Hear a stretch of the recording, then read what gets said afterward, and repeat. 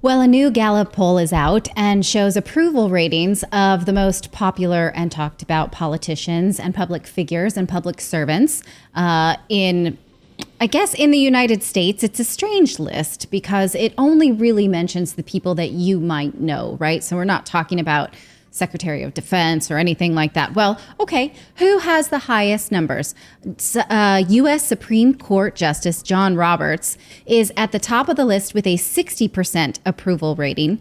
At the bottom are the two leaders of Congress, Speaker Nancy Pelosi and Senate Republican leader Mitch McConnell. Mitch McConnell has a 34% approval rating. And I'm surprised it's that high. Who are those people? Nancy Pelosi has a 40% approval rating. What? These are all donors who have contributed to this poll. And only slightly above those numbers is President Joe Biden at 43%. So those are pretty low numbers. Yeah, sorry. But topping the list, the top three are, like I mentioned, Justice John Roberts, Federal Reserve Chair Jerome Powell. That one has me scratching my head. I don't know, maybe they're asking people who just kind of know the names and general media bent about them, right? Yeah. Like, are these people actually studying the jobs? And then number three is Dr. Anthony Fauci, director of the National Institute of Allergy and Infectious Disease. Wow. So people like him. Dr. Fauci, because they did such a big PR campaign for him, like back in the day, you know. They even got a documentary out of him, you know, on Disney. Like, he's got a children's book, and so people seem to. I mean, 47%. I mean, but that's not necessarily a high approval rating. That's right along the middle. Wait, what is the number? 52% approve, 47% disapprove. 52. That's still half the country in this poll say that Dr. Fauci is okay. But if you think about the amount of people who are thinking critically in this moment, that's pretty low, right? So people are only answering based on their own conviction bias. So what media do they consume? What headlines do they see? Exactly. Who's on their social media? They're not actually thinking like, oh, let me read a book or do some research about, this in a contextual way. Contextual thinking is...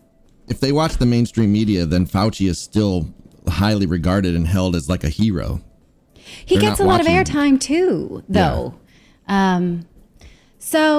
Yeah. I think that's he's on TV every day. I mean, literally, this was propagandist. This was yesterday. I mean, he was on CNN yesterday. On Sunday, he was on the Sunday shows. I mean, he was on CNN yesterday talking about cases and spewing some craziness. By the way, I mean, like, this is like what he said yesterday in the face of this new data. Let's listen to what he said. This is exactly why I'm scratching my head about this. The other thing that's going on there, as you probably know, is that it looks like the degree of severity of the disease is considerably less than they experienced with Delta. We're seeing inklings of that now in the United States, the UK. Okay, so you heard him, right? Omicron, very, very, very mild, not a big deal, not a big deal. And then he, in the same breath, is also seeing that. So I do hope that we do have the net effect is a diminution in the degree of severity, but the sheer volume of cases that we're seeing now, yesterday we had 214,000 cases. Even with a diminution in severity, we still could have a surge on hospitals, particularly among the unvaccinated, which they... Again, flying in the face of your own data, your own research, what the administration has been saying, what we're seeing from scientists across the board, what we just did in our whole top segment here this morning. Again, you say one thing and then you're saying the exact opposite in the same breath. That was the point. You say one thing and use it in order to come to a different conclusion that serves the government. Right. Well, and there were other scientists that they had on the board to talk to Fauci and the administration, and these people showed up with data, showed up with facts and all this other stuff, but they never wanted to hear it, and finally got rid of those people that actually were coming in with information. So what data are they even looking at? If they didn't want to see these people's data of actual numbers, they're just inflating everything. Conflating. Well, I think we shouldn't. I'm a scientist. Yeah, don't question me.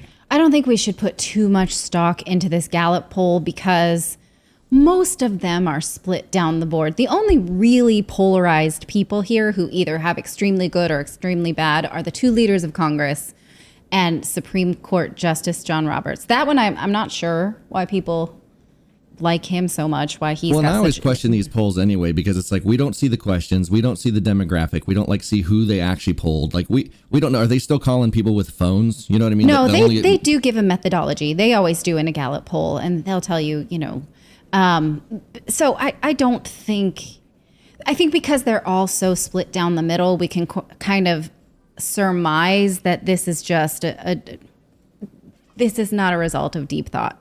It's just someone calls you, you give them a ranking. Do we have Manchin? That's What was just- his approval? Was he in Manchin's the- not on here, but House They didn't even Leader bother Kevin asking. McCarthy is. Kamala Harris has 44%, which is higher than the president by only 1 point.